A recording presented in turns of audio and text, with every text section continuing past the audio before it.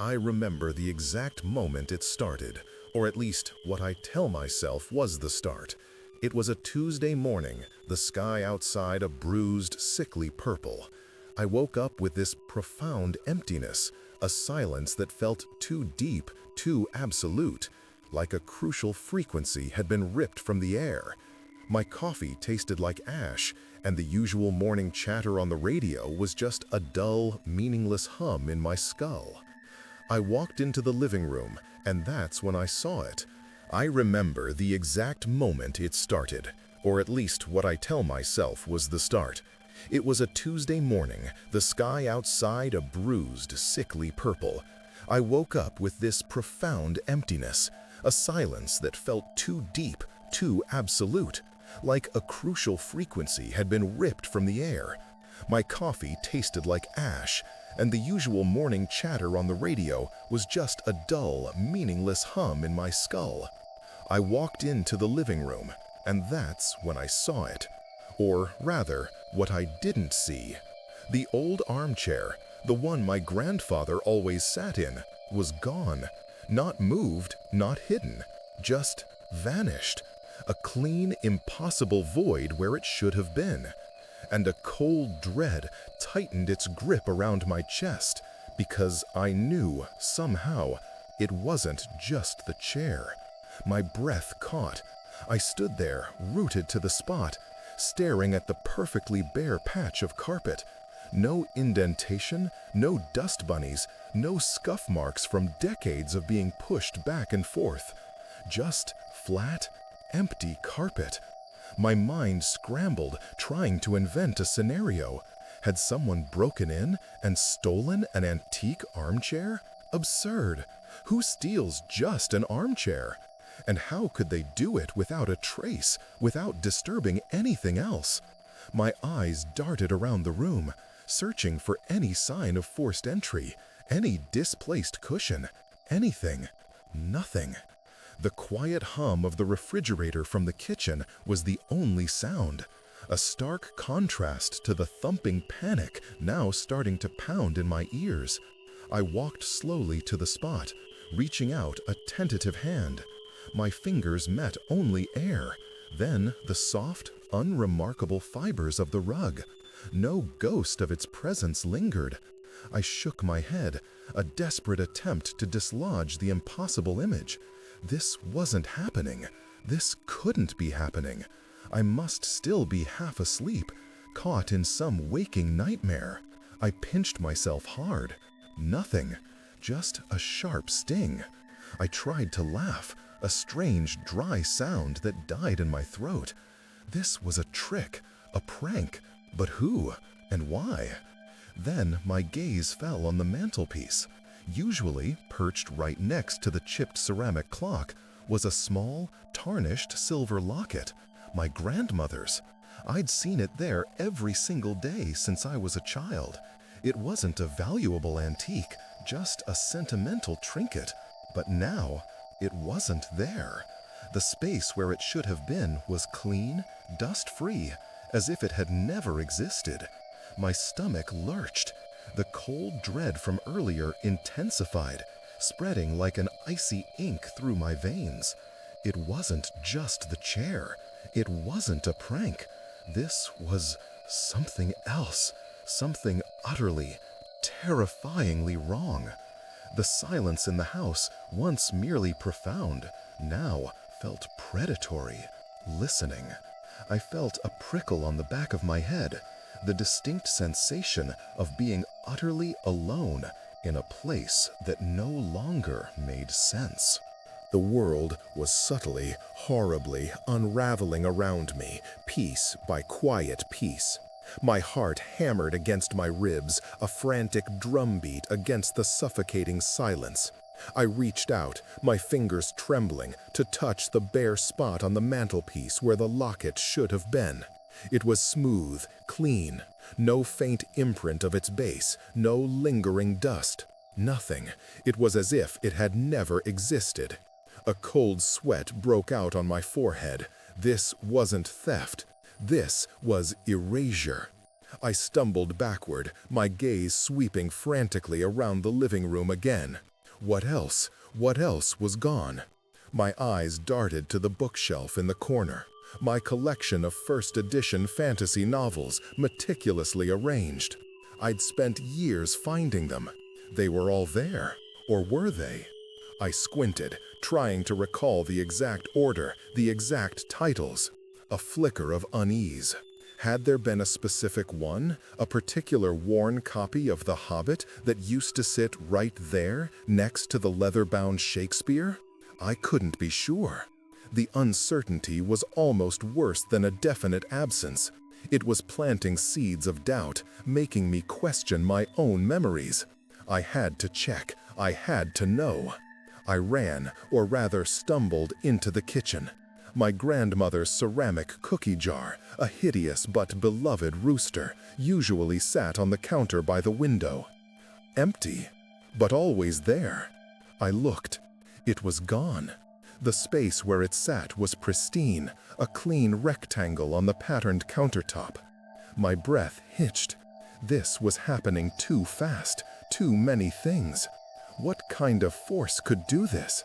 Take objects, leaving no trace, no dust, no sign of their ever have been present. Panic began to set in, a cold, sharp claw tightening around my throat. I backed away from the kitchen counter, my eyes wide, searching for something, anything that was still definitively mine. My phone. Where was my phone? I always left it on the kitchen table. I looked. It wasn't there. My heart leaped into my mouth. No, this was different. I must have left it somewhere else. My pocket? My bedroom? I patted my pockets frantically. Nothing. I ran to the bedroom, my mind a whirlwind of fear and denial. The bedside table, not there. The dresser, not there. I tossed the pillows, pulled back the duvet. Nothing. The realization hit me with the force of a physical blow. My phone wasn't just gone. I couldn't remember the last time I'd seen it. It was as if the memory itself was being erased, along with the object. A low whimper escaped my lips. I was alone. Completely, utterly, terrifyingly alone. No phone, no way to call for help, no way to even verify if this was real. The silence in the house was no longer just deep, it was active, a living entity pressing in on me, absorbing every sound I made, every panicked breath. It was waiting. For what? For me? The silence was a thick, suffocating blanket.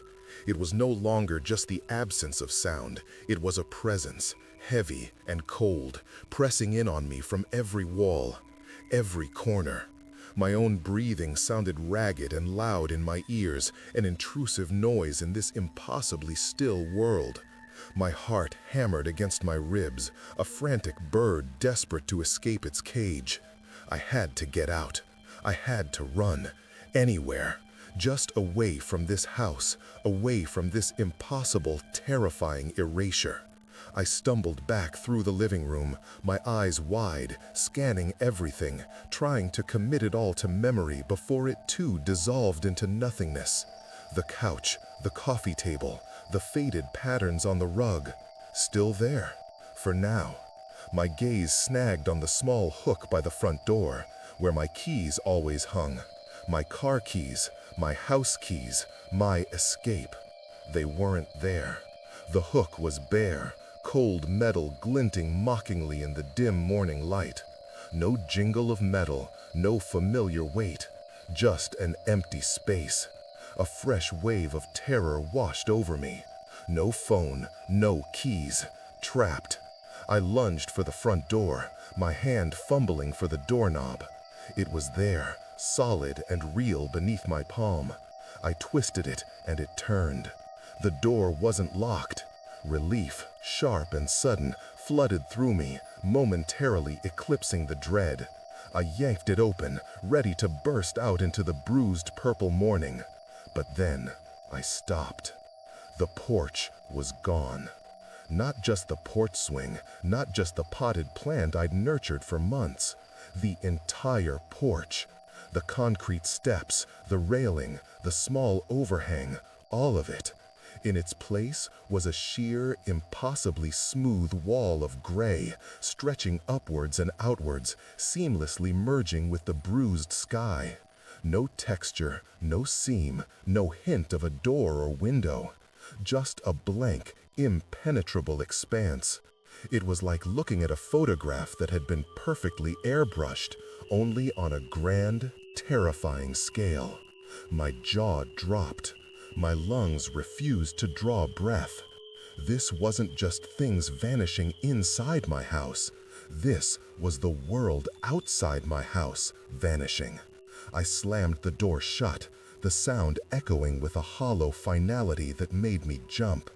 My back pressed against the cold wood, my mind reeling. This wasn't a prank. This wasn't a hallucination. This was an active, malevolent force, systematically dismantling my reality. It wasn't just taking things, it was removing the very possibility of escape, of connection, of external verification. My eyes fell on the wall opposite the door. There, above the old grandfather clock, was a framed photograph. A faded, sepia-toned picture of my parents, young and smiling, on their wedding day. It was the only photo I had of them from that time, a cherished relic. I focused on it, needing something, anything, to ground me. But as I stared, a strange haziness began to creep into my memory. My mother's dress, was it really that shade? And my father's smile, did it really look like that? A cold, insidious doubt began to bloom. I remembered the photo, yes, but the details, the vividness, they were softening, blurring at the edges. Was it still there, or was it just the memory of it that lingered, already beginning to fray? I took a shaky step towards it, compelled to touch it, to confirm its existence before it too was swallowed by the void. I took a shaky step towards it, compelled to touch it, to confirm its existence before it too was swallowed by the void. My hand, clammy and trembling, reached for the frame. My fingers brushed against the glass, cold and smooth. The sepia tones, the faint smile on my mother's face, the reassuring solidity of my father's arm around her. I clung to these details, desperate to anchor myself. But even as my eyes locked onto their familiar features, a sickening shift began. The edges of their faces seemed to soften, to blur, like an old photograph left out in the sun. The crisp lines of their clothing, the subtle curve of my mother's cheek, began to lose definition. It wasn't fading into transparency. It was dissolving into a formless, indistinct smudge within the frame. A gasp tore from my throat, raw and choked. No, this couldn't be happening. I pressed my palm flat against the glass, as if I could physically push the image back into focus. But the more I stared, the faster it dissolved. Their eyes, once so full of life and warmth, became vacant, shadowy hollows. Their smiles stretched, then flattened into a featureless expanse. It was like watching a sandcastle melt under a relentless tide. Only this was my history, my very foundation, crumbling before my eyes. And with the visual erasure came the internal one. A cold, insidious emptiness spread through my mind. My mother's name. What was it? It was right there, on the tip of my tongue, a familiar warmth that suddenly turned to ash. My father's laugh, the way he'd always ruffled my hair. The memories were there, fragmented, but the emotional resonance, the vividness, was draining away like water from a sieve. I knew I had parents, I knew I loved them, but the details, the essence of who they were to me, was being systematically excised. My legs gave out beneath me, and I slid down the wall, my back hitting the floor with a dull thud. My gaze, wide and unfocused, remained fixed on the photograph. It was no longer a picture of my parents. It was a blank, sepia-toned rectangle, an empty stage where cherished memories once played. The frame was still there, the glass still cold, but the image, the heart of it, was gone. And with it, a gaping hole opened in my own mind, a terrifying void where their faces, their voices, their very presence should have been. I tried to scream, but only a dry, rattling sound escaped my throat. The silence in the house, once merely predatory, now felt like a vast, hungry maw waiting to swallow the last vestiges of my identity. I was next. I knew it. The very I that was experiencing this horror, the core of my being, was already starting to fray at the edges, a whisper in the encroaching nothingness. The I that was screaming inside, the I that was terrified, felt itself begin to fray. It wasn't a sudden, violent tearing, but a gentle unraveling, like an old sweater losing its threads one by one. My own name, my own face in an imagined mirror, became indistinct, foggy at the edges. The memories of this morning, of the armchair, the locket, the cookie jar, they were still there, but they felt borrowed, like stories I'd been told rather than things I had lived. The silence wasn't just in the house anymore. It was in my mind, a vast, echoing chamber where my thoughts struggled to find purchase. I'm still here, I think, or at least some residual echo of me is. I'm watching the world from a place that's becoming increasingly distant, a faint signal trying to pierce through an overwhelming static. The dread is gone, replaced by a peculiar hollow calm. What is there to fear when you are already dissolving? The question is not what will vanish next, but what, if anything, will remain. Will there be a final, quiet pop, or will the last vestiges of who I am simply thin out, until there's nothing left but the silence? Sometimes, when the world around you feels a little too quiet, a little too still, do you ever find yourself looking at a familiar object, a cherished photograph, and wondering if it's always been exactly that way? Do you ever feel that profound emptiness, that quiet dread, when a crucial frequency seems to vanish from the air, and you're left with just the echo of a memory, of a life you once knew?